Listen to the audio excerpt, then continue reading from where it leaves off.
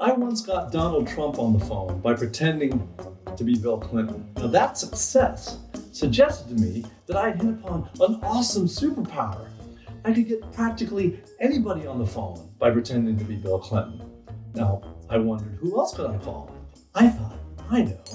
How about the governor of New York? The governor at the time was David Patterson.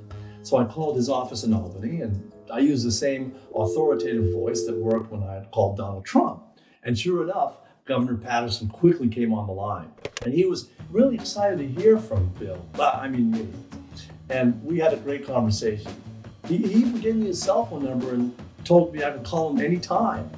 Now, as our conversation progressed, Governor Patterson mentioned something about painting roofs white in the state of New York to save on air conditioning costs.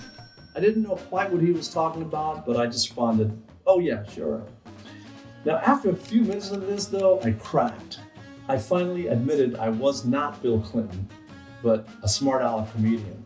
The governor started laughing uproariously, and he asked me who I was. And I told him, and I gave him my website.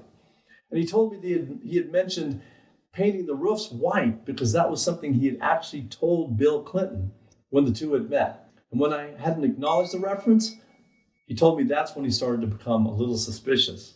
Overall, though, he was nothing but a great sport about the call, and he said I could feel free to play it on the radio, but asked me please to not play the part where he gave me his cell number. And I thanked him profusely for being such a mensch. I figured any New Yorker, even one who lives upstate, would know what a mensch is. Later that day, I flew to North Carolina to perform at a private party where one of the guests was to be, ironically, Bev Perdue, the governor of North Carolina. Now, while I was on the trip, I got a call from my doorman informing me that 2 state troopers had shown up at my building and wanted to talk to me. I was terrified.